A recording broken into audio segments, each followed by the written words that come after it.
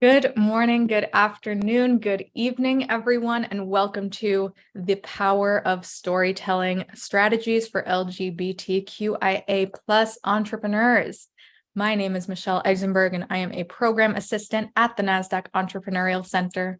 And for those of you who may not know, the NASDAQ Center is a nonprofit building a better path for entrepreneurs worldwide by improving inclusion, access, and knowledge in entrepreneurship.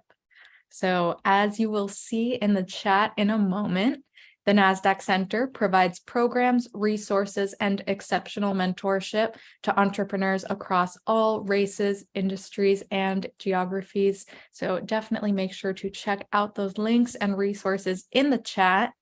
And then just a couple of housekeeping items before we get started. First, let us know where you're dialing in from in the chat. Always fun to connect. And second, we're going to open up for live Q&A at the end of the event. So please make sure to submit your questions for us in the Q&A function at the bottom of your screen throughout the presentation, and we will try our best to get to all of them. And of course, none of what we do could be possible at the center without all of the amazing support from our sponsors, including NASDAQ, Lehigh University, Bank of the West, Airbnb, KPMG, Wilson Sonsini, Woodruff Sawyer, Microsoft Entrepreneurship for Positive Impact, BPM, and HubSpot for Startups. We are humbled by their contributions and hope you are grateful too. And so before we get started, we always like to launch a couple polls just to step back and see how everyone in the room is doing today. So this first one is going to ask, how are you feeling? Fearful, anxious, surviving, or optimistic? Give everyone a few moments to think about it and submit a response here. Thank you for participating. Awesome. Texas, Wisconsin, Denver, DC. Welcome, everyone. All right, I'm going to end this poll, share these results. Optimism in the lead, always nice to see, but we do have some feelings of fear and surviving. I'm very confident some of our conversation may help address some of those feelings. I'm going to stop sharing this poll and launch the second poll. What is keeping you up at night? Finance, sales, marketing, scale, pivot, team, or surviving? Give it a few more moments for this one, which tells us a little bit more about your current entrepreneurial needs so that we can continue providing relevant content to all of you. Philly, Buffalo, awesome. Welcome, everyone. All right, I'm going to end this poll and share these results. All right, it looks like finance in the lead. Sales and surviving close behind, marketing and team on there as well. We will take this into account. Thank you all very much for participating. I'm going to stop sharing this poll. And before introducing our panel, it is my pleasure to introduce Kayla DiPilato, Partnership Manager at StartOut, to tell you a little bit about the incredible work StartOut is doing. Hi, everyone. Happy Pride. First, I just want to thank NASDAQ for partnering with us on this event today and thank our amazing speakers who you'll get to meet in just a moment. And to share a little bit about StartOut, we were founded in 2009 and are a national nonprofit organization that supports LGBTQ plus entrepreneurs. We have a community of over 25,000 nationwide. And our mission is to accelerate the growth of the LGBTQ plus community to drive its economic empowerment so that we can build a world where every LGBTQ plus entrepreneur has equal access to lead, succeed, and shape the workforce of the future. StartOut helps aspiring LGBTQ plus entrepreneurs start new companies, supports current entrepreneurs as they grow and expand their businesses, and engages successful entrepreneurs as role models and mentors. We do this in a mix of online programming and also through targeted events nationwide. So if that's of interest, you can find out more information about the work that we're doing at startout.org. Thank you so much. And back to you, Michelle. Awesome, Kayla. Thank you so much. Super great to be collaborating with StartOut for this event. And without any further delay, please join me in welcoming our incredible panel today. First, we have Paige Williams, CEO and founder of Odd Pop, B. Pagels Minor, founder of Divergent Ventures, Michael Tringe, CEO and founder of Creator Up, and Jason Mackay, general partner at Athenian Capital. Welcome, everyone. Happy Pride. It's so great to have all of you here with us for this conversation today. Thanks for having us. Happy Great to Pride. be here.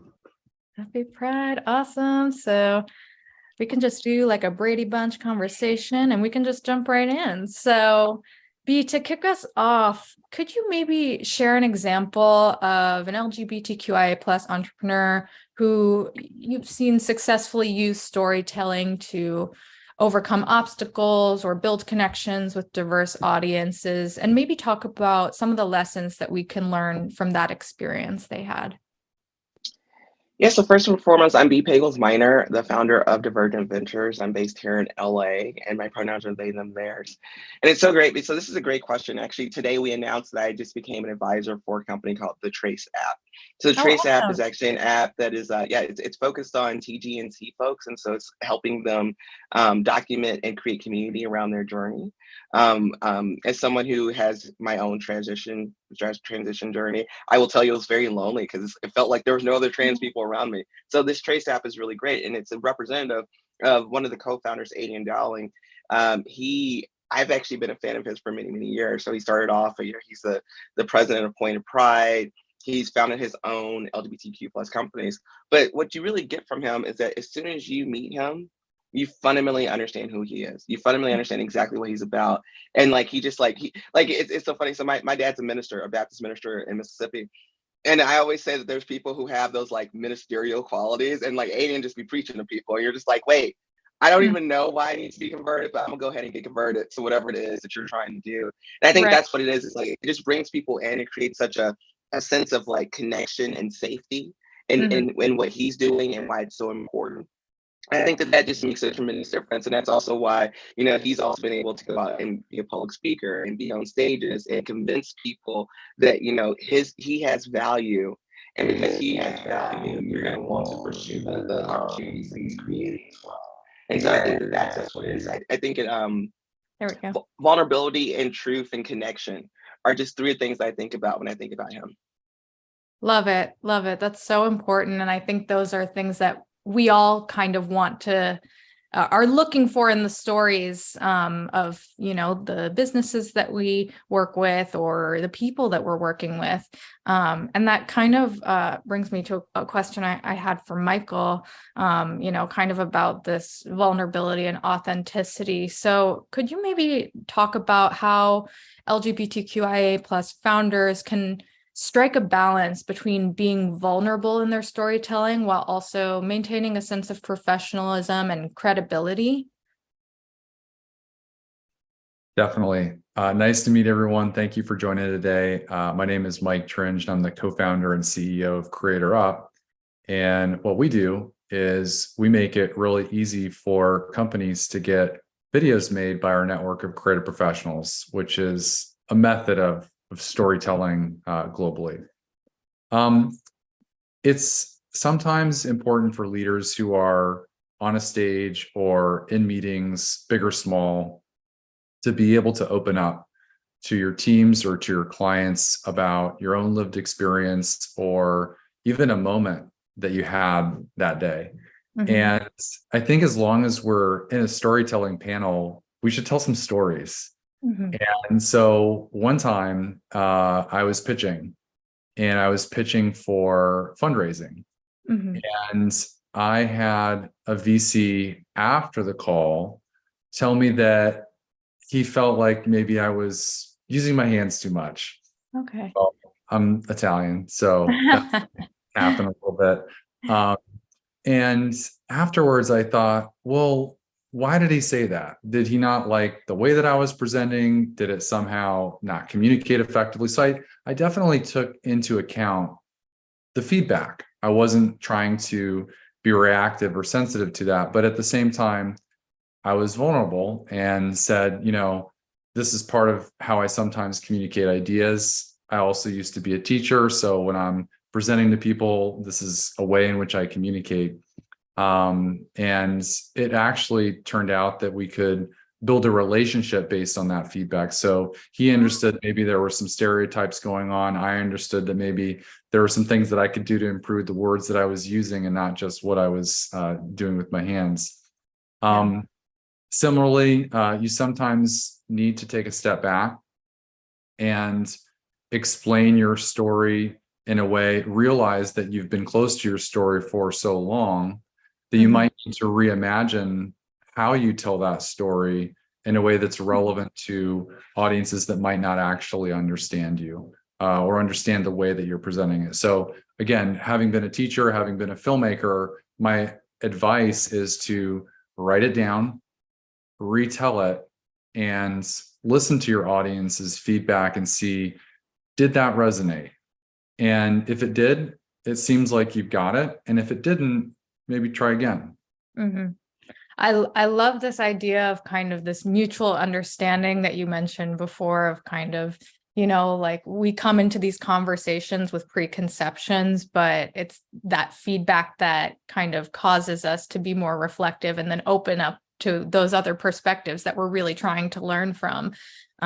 So that's so important. And I also love this concept of, reimagining your story for other perspectives. And I think that's just so important in business in general, for whatever product or service you may be offering, being able to communicate that in a way that your target customer is going to understand is important, so that kind of is along the same line. So,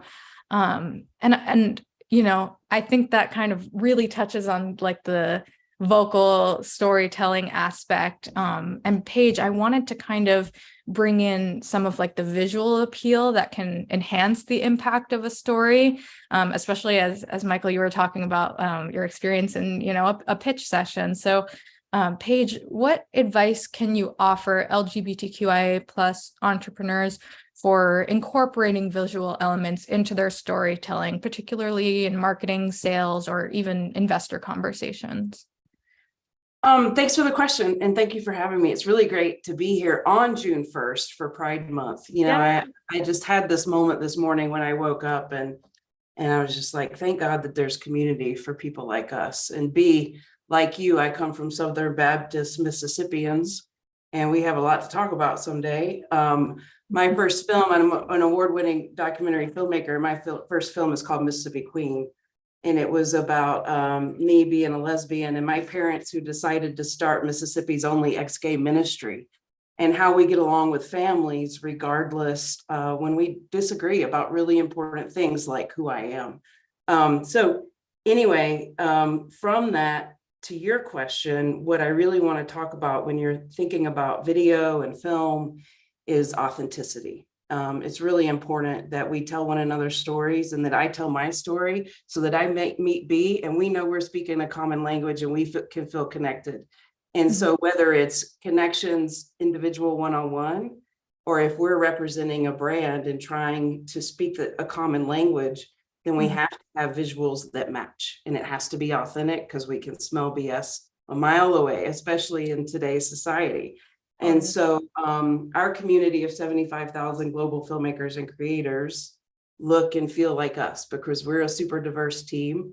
So in order to provide visual representation that is authentic, make sure that the people creating the content are who we are speaking to. Right. And then that solves a lot of problems. As we know, agencies can get into an office and create a piece of content that just is totally like out of the park and does not resonate with us. Embrace diversity in your visual elements. Make sure that you're representing a wide spectrum of identities and backgrounds and experiences, gender identities, sexual orientations, races, ethnicities, abilities, and body types. And again, that will give you good visual keys to let people know that I care about you. And here's our services and our product. Use photos, use illustrations. Video increases engagement with customers 13x. 85% of consumers want more video from brands. Wow. Who embrace video. and video increases sales 6x. And so make sure that that video that you're putting out to increase your brand and engagement is created by users who you're trying to reach. UGC content is a great way to get powerful stories that resonate with your message and with your mission and with your brand and connect to your audience. And then I would look for collaborations and partnerships for getting out that visual storytelling and all of those elements. Love that. So many great tips, especially that last one you mentioned on partnerships, like for these early stage entrepreneurs that are in the audience, being able to leverage the strengths of these other, maybe established businesses can be a great way for you to kind of open up your story to new markets. So I love that. Super helpful. And that a lot of that kind of bringing together what Michael and you were just talking about. I wanted to bring the conversation to Jason and just touch on kind of the role of timing in delivering your message effectively. So kind of considering these elements of authenticity and the visual content and, the impact and the emotion of the story itself. How should LGBTQIA plus founders determine the right moment to share their story and with whom? Right, Michelle, that's a good question. And thank you for having me. Happy Pride, everyone. My name is Jason Mackey. I'm the co-founder and general partner of Athenian Capital, and we're a category agnostic fund that backs highly capital efficient US and UK based pre-seed and seed stage companies that have a clear pathway to long-term profitability. And I want to sort of touch on this about timing.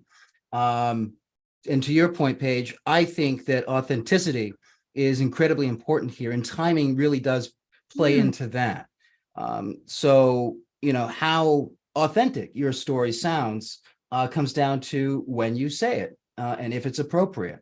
And there are 3 points that I would make. One is to assess the relevance. How relevant is your personal story to the business model or the product or service? It's not to diminish your own personal story, but is it relevant? Do we need to bring this in, or will it seem like more of a distraction? And I think that's something we should all, we all need to consider. We should also consider our audience. Who are we talking to? Who are the stakeholders involved? A brief story from back in the day when I worked in retail 100 years ago. I worked with a rather conservative coworker, and I had no idea how he would respond to me coming out. I don't think of it as a big deal, but it is. And I was worried that I might not be able to work with him, or it might just become awkward. And eventually I got over that fear, and we went out to it was a company outing after, and I came out then. It made sense. It was casual, and it wasn't as difficult as I thought. So understand your audience. And the last bit I want to say is perhaps current events, like Pride Month, maybe now is a great time to come out, or National Coming Out Day, things like that. It might make more sense to be more visible. And in being more visible, I think that supports the community and helps a lot of people that are on the fence about coming out or concerned or worried feel more comfortable. So those are the 3 things I would consider: assess the relevance, understand your audience, and be mindful of current events. Totally. I love that. Kind of a simple framework to follow.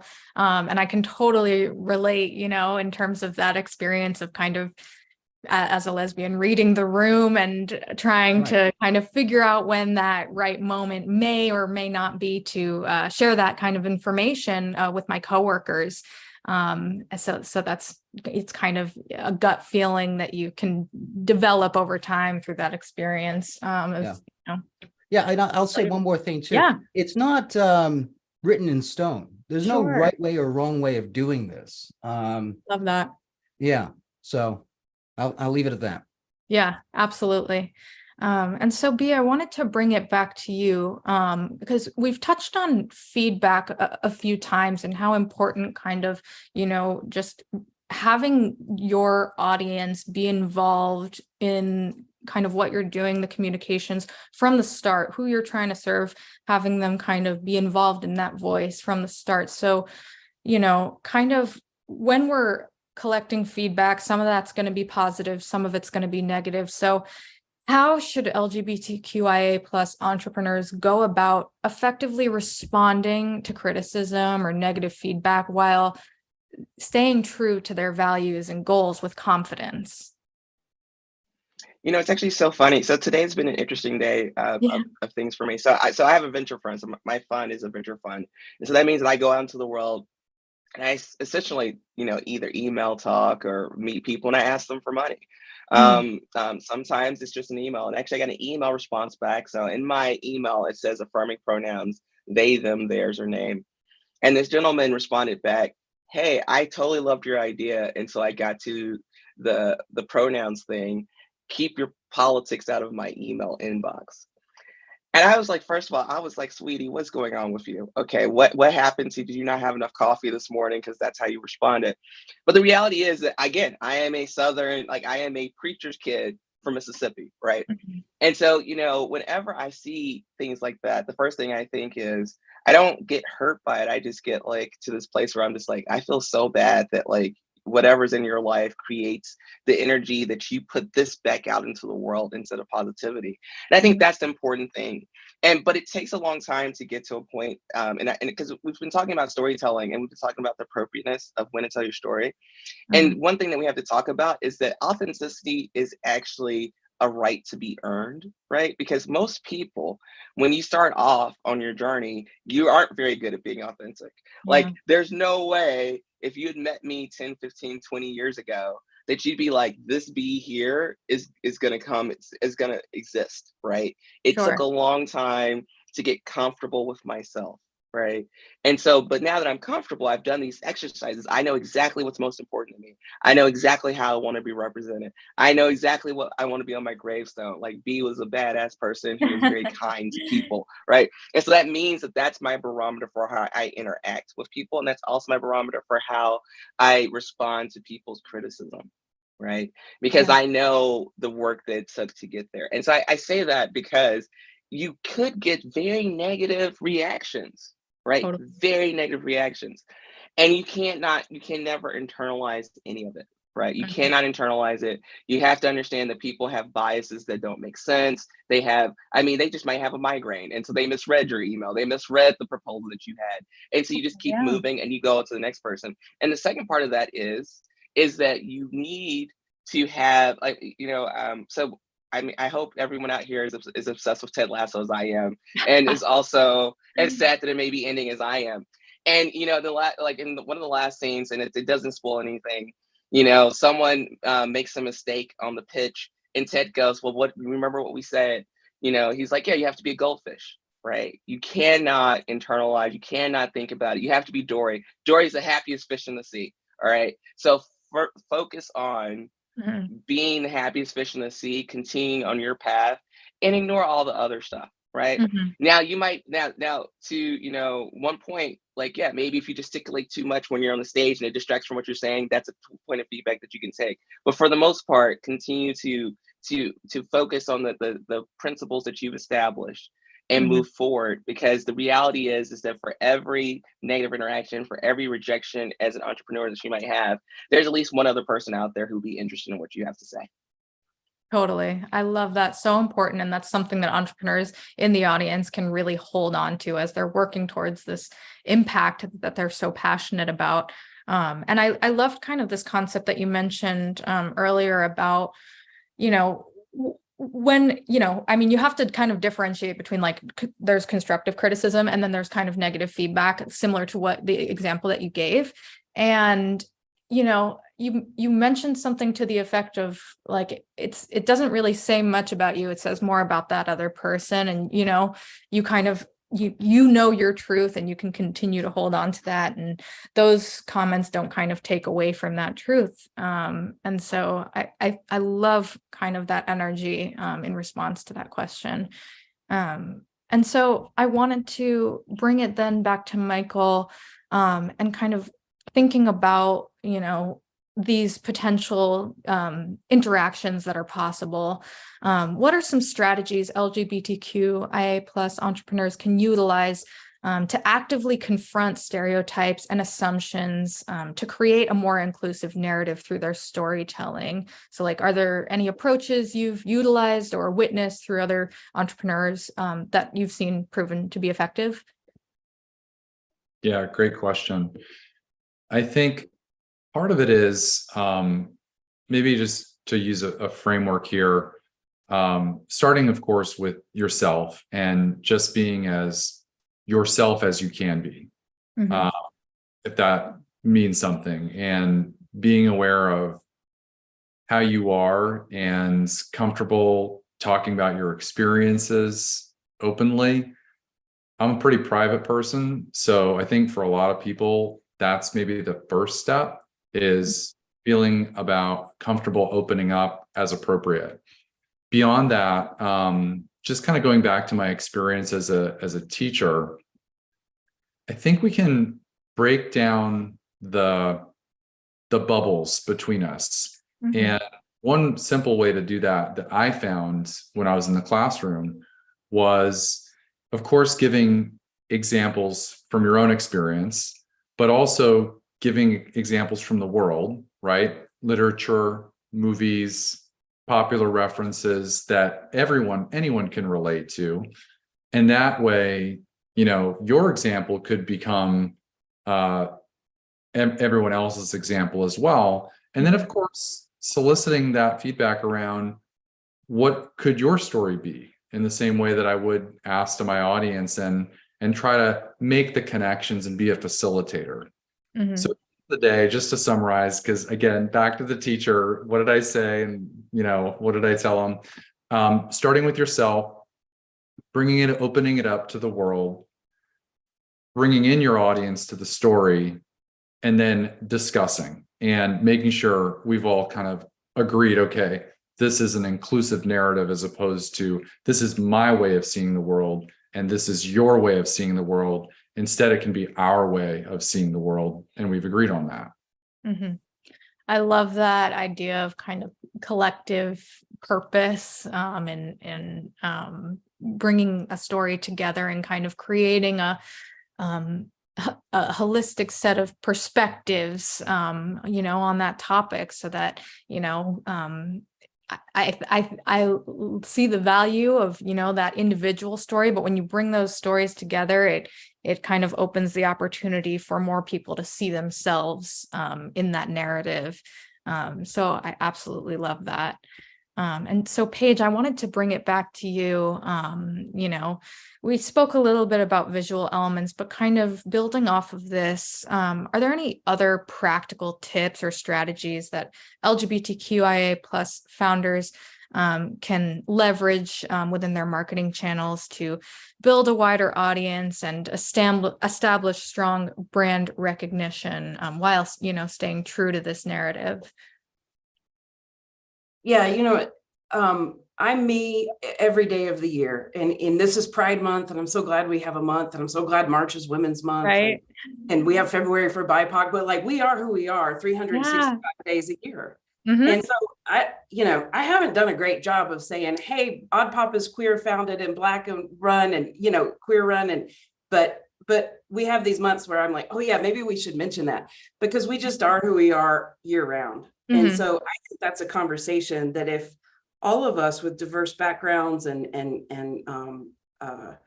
identities talk about that all of the time, then we're kind of showing up in the world in the way that we want the world to follow our lead. We are diverse, and we need diversity across all tables, all financial structures, all political structures, anything that is changing laws. We've run through Odd Pop over 700 video contests and film challenges, and we've been able to award over $10 million to our filmmakers who are diverse. And enabling creators and filmmakers to be able to tell their stories changes the world one film at a time, one video at a time. And so how can you do that as a leader in your company to say, okay, how can I show up with my go-to story? This is who I am, and this is why I built this company, and authentically share that with your community so that they say, yeah, that's a brand I can really get behind because I identify, because we're all just humans having this human experience. Right. And so whether we're talking about social media engagement, content marketing, influencer partnerships, community involvement, like whatever the KPIs are and the key languages that we talk about to scale and grow a company, Sure. it's really all about authentic human connection and just saying, we're all good people. We're all people. Here's my story. How can I help you with your story? I love to ask, how can I help? And you can do that across content marketing. You can do that across social media channels. You can do that in your e-blasts. The point is like, if we're going to have a community that reflects us and our values, then we have to have this give ask system. And I don't think that that stops at retail or that stops at CPG, or that stops at tech. If we can take the things that make our everyday meaningful and apply it to our businesses, then that will resonate with our customers in whatever strategies we're doing to build our brand and grow our revenue and scale our companies so that we can have more reach and we can reflect a world that looks like the world that we want to live in. And I think asking people what they need and to submit videos about why they love your brand and then putting that on social will really help some of those. And then using those key aspects, because we're all special and we're all individuals, to say, I am a thought leader within this world and within this niche and within this community. And I deserve a stage because I have a story that no one else has the story. And so believing in ourselves, it's like what Michael said, like, be myself, but be all of myself. So what does that mean? And then we bring along our customers on that journey with us, and then they will feel exactly as it is, which is we're all in this together. Amazing. I love it. And so you mentioned the need for diversity in financial structures, and we know that the gaps in access to capital for diverse founders, whether it's women or entrepreneurs of color, LGBTQIA plus founders, those gaps are real. And so I wanted to bring it back to you, Jason, and kind of ask, thinking about this limited access to capital and even partnerships potentially, can you share any strategies, resources, or support opportunities that are specifically designed to address these challenges? Yeah, it's an interesting challenge. And to give a brief story and to look at my own life here, I am a gay, Black. I was a founder. I founded a number of different companies, and I grew up in a single parent household. I had a lot of opportunities, but I always wonder if there may have been some interactions that were jaded because of my background, of who I am. Maybe the person I met, the reason they didn't call me back is because I'm gay. These are questions that just naturally come up over the course of one's professional career. And it's I don't know if we'll ever be able to answer these questions, but to address it though, in founding Athenian Capital, we named it Athenian because we're hoping to democratize access to venture capital and to be visible and available to founders from all walks of life, anywhere they are. In venture, it can be, I think, rather frustrating for a lot of founders when a VC doesn't respond to their email or ghost them after a couple back and forths. I don't think that's great. I think that's horrible. And so at Athenian, we try to respond to everyone. And, in our community, I think it's important to network with like-minded individuals and investors that are understanding of all these challenges that we're faced with, and to support each other. So networking is critical. Get out there, find like-minded people, go to networking events, attend things like this, get to know people, and be visible. Be vocal that this is what you need. I need it by this date. Can you help me? So that's one. Funding, in the same line there, look for investors that specifically fund LGBTQ folks. Look for investors that like Backstage Capital, Gangels, Athenian, to tout my own horn. These investors understand what we're going through. And I think that the pathway forward with them is more visible. And so I think that's a good approach. And lastly, mentors. Find people that are a couple years ahead of you and that you admire, and try to emulate them. Try to get to know them. Have a meeting with them. Grab coffee, drinks, lunch. There's so much. There's so many people out there that I think we have in common with, but many times we just don't reach out to them. And in my experience, I find that most people are willing to help one way or the other. So just asking is all that's really needed. And very rarely is someone going to outright say no. It's unprofessional and weird, I think. I think everyone will try to help however they can. And I think that's important. So networking with like-minded peers in your industry, finding investors that support us, that support our community is important. And then finding mentors that you can relate to, that you respect, that you admire, and reach out to them. Just say hi, send them a LinkedIn message, and go from there. So I'll leave it at that. But those are the three points I would make Awesome. in helping. Yeah, no, that's great. I think that's like kind of a great framework that entrepreneurs can, follow in terms of building their professional circle as, for the purposes of achieving those strategic opportunities. And so I wanted to quickly bring the conversation back to another point that Paige mentioned about, how kind of we all have this opportunity to be thought leaders through our narrative, through our storytelling. And so, B, could you maybe provide us some insight into how LGBTQIA plus entrepreneurs can use storytelling to establish themselves as leaders in their industry and create the lasting impact that they seek to achieve? Yeah, so I think first, let's take it outside of the LGBTQIA folks, right? Yeah. When I first was looking at how to pivot my career and really how to like supercharge my career, I started just doing research on who I thought were some of the best leaders in the world. And what's really fascinating is that there's the stories around them are often even more impressive than what they've done. I mean, if you think of like, a Steve Jobs, right? Like the stories are just like epic around him, or like Oprah, or like even like Abraham Lincoln, right? Like there's these stories where you're like, there's no way this is really necessarily true. But the tells around them create this aura of like, intrigue, this like compellingness that you want to learn more, right? You go down that rabbit hole. And so I think that that's an important part of this, right? Because once you start to create like your story, your narrative of who you are, because first of all of us are actually much more interesting than we think we are. Like, I just want to say that, like, it's because of the amalgamation of everything that you've had to do to even exist, to go out in the world with a smile on your face. There's something interesting about you. Like for myself, I am 5'2", adorable teddy bear, basically, right? Like literally, how could you not want to be around someone who is like that?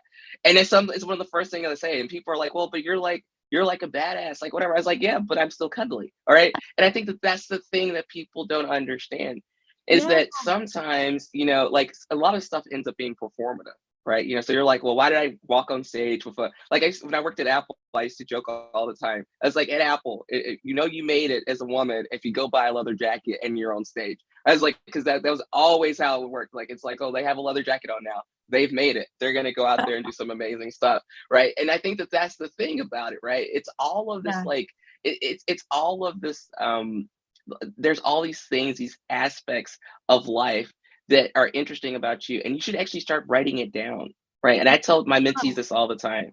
I was like, when you actually have to go out and pitch people, a lot of times it doesn't really work to just go and say, hello, I am XYZ person, give me money. It doesn't really work very effectively. But what does work effectively is that I'm B, I'm a 5'2" cuddly person who also has this whole great career. and like I would like to know about you. And Mhm. so that instantly creates this ability to have a true connection. And once you have a true connection, then you can talk about the more serious things, which is like my financial model is blah blah blah blah blah and all this other type of stuff. But they Right. also give you grace, right? Because like, you know, one of the things I say a lot is that I'm not so you know, just like Jason, I am in venture capital, but I came from it from a very non-traditional background. So my financial model is never going to be that great, which means that I never expect my founders to have really great financial models either. I expect them to hire someone who's going to figure that out, who's going to be great. But the Mhm. only way that they figure that out is by having a conversation with me, right? By telling me their story, getting me intrigued by them, getting me intrigued by what they're doing. And that is 90% of the battle when you're trying to do any of this stuff. And then secondly, I think the other part that I really resonates with me is I was essentially someone who was always well thought of, but my career was pretty stagnant as a product leader. And then when I actually started going out and speaking, what it did is it required me to do so much more work to start internally thinking about who I was. And so that meant that every single time I went to every space, my head was a little bit higher up, Mm. right? You know, my shoulder, you know, like my back was a little bit straighter because I was so confident, right? I was like, Yeah. oh well, I go out and talk to hundreds or thousands of people about this. It's so much easier to talk to you because you're just a business person, honestly, Mhm. right? Like it was just so much easier to have those conversations. And my career went through the roof, right? Because people were really able to really connect with me and wanted to work with me. Just like what Jason said, most people don't really want to say no. They're actually looking for a reason to say yes. Yeah. And storytelling is usually the key point to how to get them to a yes from a no. Yeah. I think there's an element to kind of the process that you just talked about that's like kind of, bringing back that timeliness, like taking things, not trying to rush into like that end goal and really trying to nurture the relationship that's valuable for you, that's valuable for your business, and that's valuable for the impact that you're trying to make. So that's so awesome. I love it. Okay. I think we have time for one more question before we jump into Q&A. So B, I wanted to stick with you for this final question. What kinds of challenges and opportunities do you see LGBTQIA plus founders facing, considering the current socioeconomic landscape that they find themselves in? And anyone else on the panel, feel free to chime in with a response as well. Yeah, so I think first and foremost, you know, in the years preceding this, so like if you think from like 2017 up to even 2021-ish, 2022-ish, I mean, the economy was booming, right? The economy was Right. booming. And so there was a lot of bandwidth for companies, venture firms, individual, you know, high net worth individuals to, you know, choose to have diversity mandates, for instance, whether that's about BIPOC folks or LGBTQ IA plus folks or anything like that. And so there was just a lot more energy around writing checks to people like that, Mhm. you know, mentoring and supporting. So that's one part of it. And then the second part of it, obviously, is that with the current political things that are going on, you could literally be in a state now where you don't feel as safe as you did a year ago or 2 years ago or 3 years ago. And so it creates a lot of complexity. I mean, look at what I dealt with this morning. A person I've never met before said, you know, my pronouns were an issue for them. And so I do think that you have to be much more savvy, right? So to Jason's point, the level that you will have to network, the types of partnerships that I think, actually, I can't remember who said, I think it was Michael who talked about partnerships and how important partnerships were as well. You're going to have to like kind of, it's going to be like, instead of going from point A to point B to point C, it's probably going to be like point A to point Z to point C. And then you finally get a check at the end of that, right? And so you're going to Yeah. have to be a little bit more dynamic in how you approach these different types of things. But I will tell you though, is there's still a ton of money out there in the world, right? It's just that the fact that it's going to take a little bit more effort, I think, to get to the people who still have the capacity and make the decisions to, you know, invest in you or to become your number one partner, to become your most key customer. And so those are just things that you'll have to think about. But the second part of that is also the one thing that's true, and that what Paige has been saying the entire time. You have to create great stuff that attracts people, right? It Mhm. has to, you know, create a great product, create great content, put all that stuff around you so that as you make these connections, it just makes everything a little bit easier for you to convert as well. Love it. Michael, anything you wanted to add? Yeah, I just wanted to add entrepreneurialism is in full force right now. We really are being asked as entrepreneurs to be creative, innovative, resourceful, flexible. I would encourage entrepreneurs to be customer centric right now, to be empathy on steroids, to be really listening and tuning into your customer problems so that you can really solve them with your product, not the other way around. And also to your teams. So critical to reach out a hand right now and understand what is your team or people that you might be recruiting to be a part of your team, or if you have investors, what are they thinking? Right. And really not to benchmark against the macroeconomic things that are happening right now, the investor winds and trends that ebb and flow. We still have a lot of big opportunities to solve big problems. And it starts with 101, which is, doing what you're already doing, but doing it even better. Awesome. Amazing. All right. So if no one else, Jason, Paige had anything else to add to that one, we're going to jump into live Q&A. So if you are in the audience and you have a question for the panel, please submit it into that Q&A function at the bottom, and we'll try to get to as many as possible. So I think this first question could really, anyone can kind of take this one. So feel free to just jump in. But for someone who might, have an idea or passion and aspires to be an entrepreneur, but has little knowledge of how to become one, what are some of, the good resources, communities, books, courses, opportunities that you would recommend to start with? I can jump in there. I mean, I think the Small Business Association is a great place to start. And oftentimes I think that there are sub-associations called SCORE. These are all free workshops that you can attend in your area if you're in a major metropolitan area, but I think they also probably now post-COVID have online programming. So I would say your local SBA center and the SCORE workshops that are happening are two that come to mind for me. Awesome. Thank you. Anyone else want to add to that? I think, entrepreneurialism is high risk and we all know it. And so that's a little bit in our DNA if we're willing to take that leap or not. So just knowing who you are and what your risk tolerance is. And one way to de-risk a potential business or product is to interview 100 people who would potentially be your customers and just listen.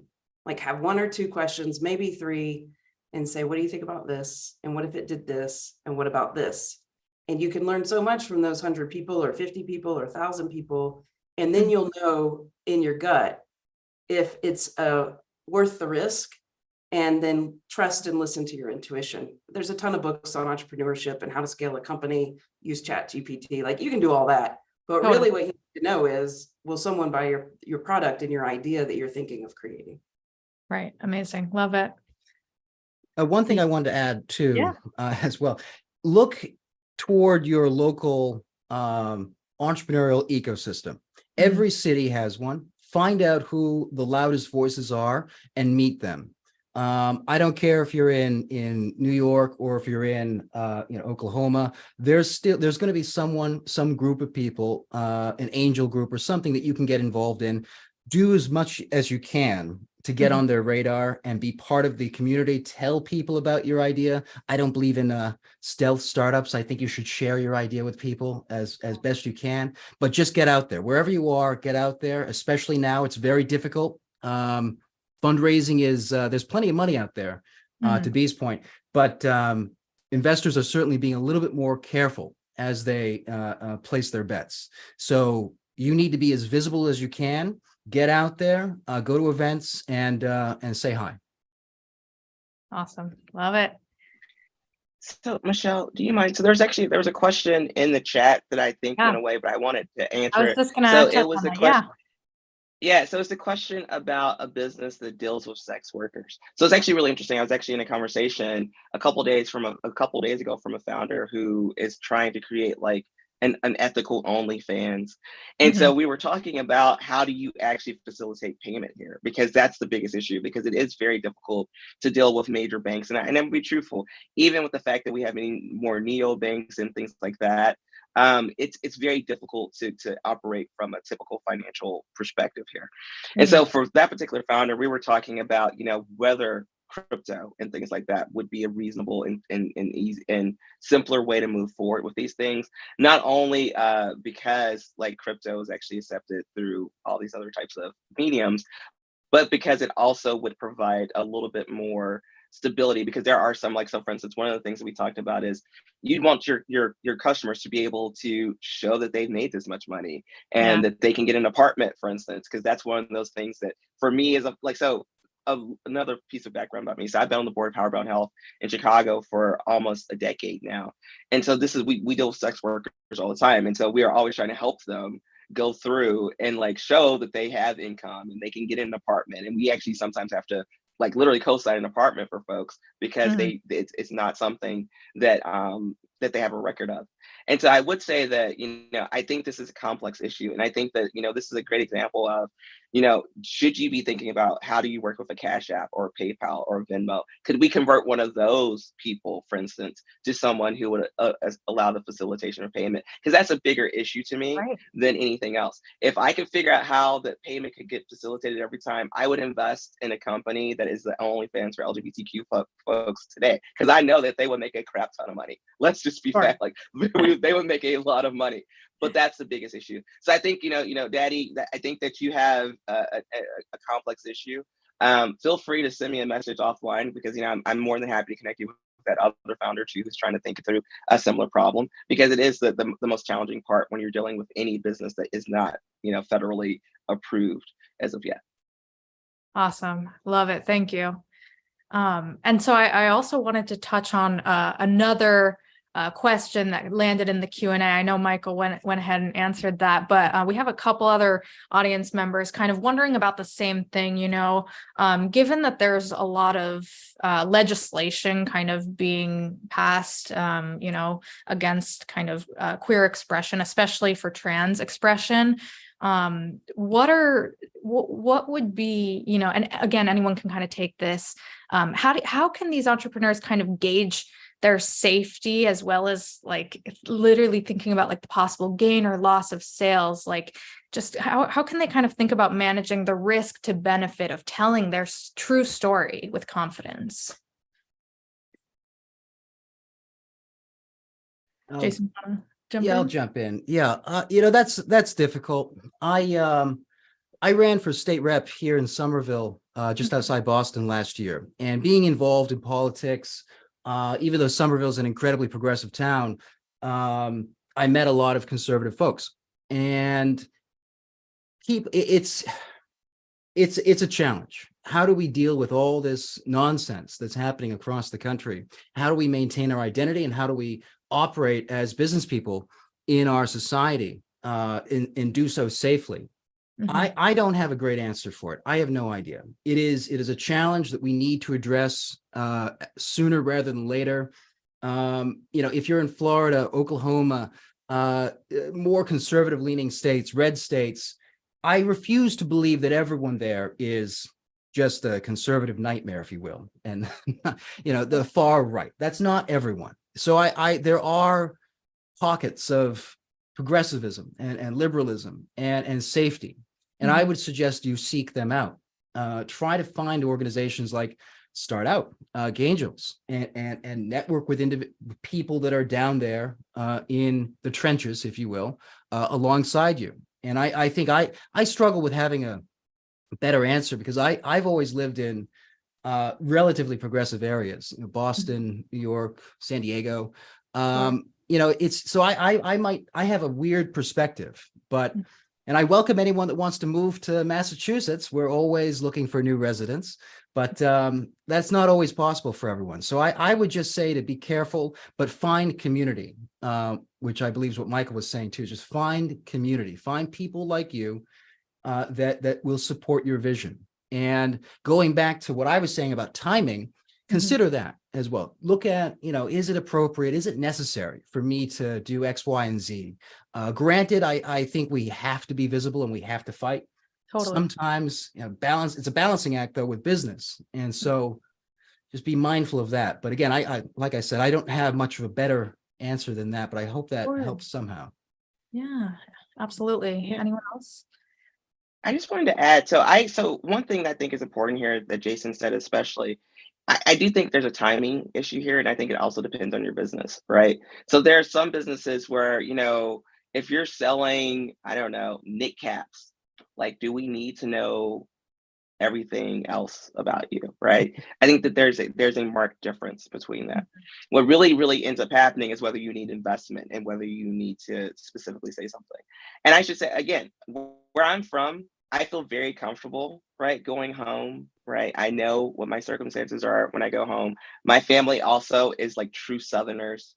So I really wish someone would, because my family will handle you, right? Like, so I don't have to worry about these things, Yeah. but I have an amazing support network, right?